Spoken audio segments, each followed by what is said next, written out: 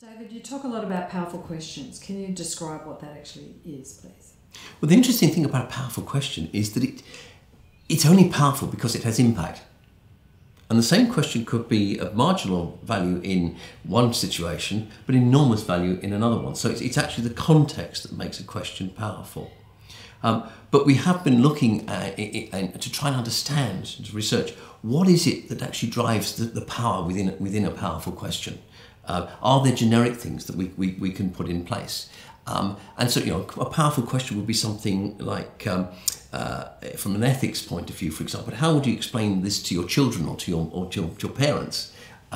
Or from a broader perspective, you might ask a powerful question would be, in what ways are you sabotaging yourself? Or what lies are you telling to yourself?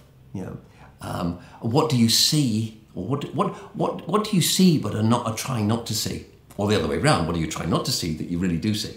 And so questions like that, things that actually try and shift your perspective significantly. And that's one of the ways we would identify a powerful question, is it takes you into a different place from which you can look at the issue in a different way, which gives you different options for resolving that issue. And whether that's a problem, a challenge, or something, or an opportunity, it puts you into this different perspective.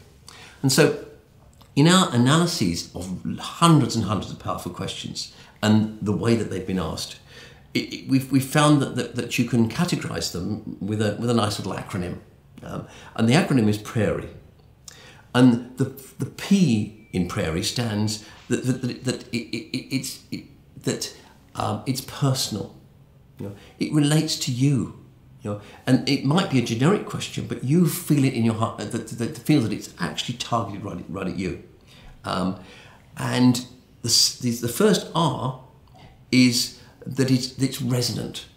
And so by that we mean that it hits you emotionally as well as intellectually. The A and the I are acute and incisive. And what we mean by that is it gets right to the point.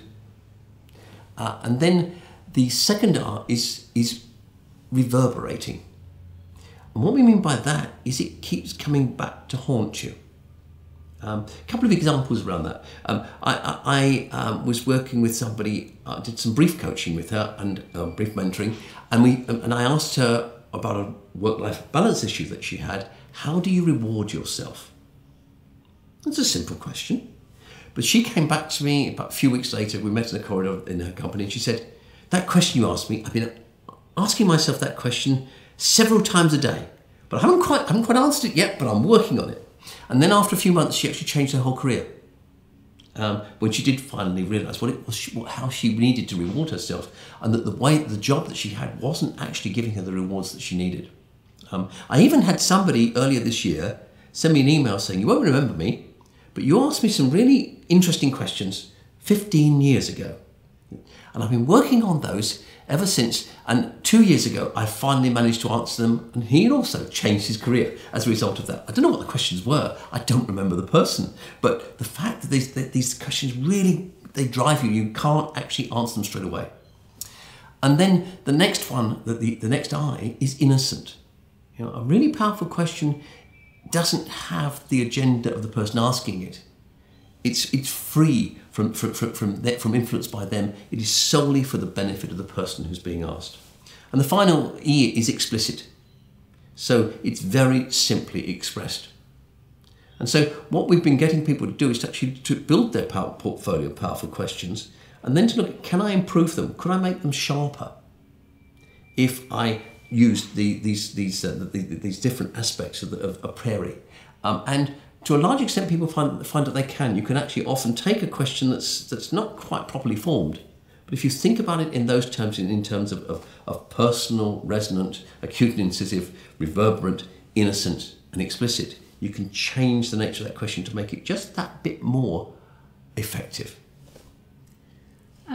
Because for me there's a level of challenge in a powerful question, can you just talk a bit about the amount of rapport you actually need to have before you can ask a powerful question?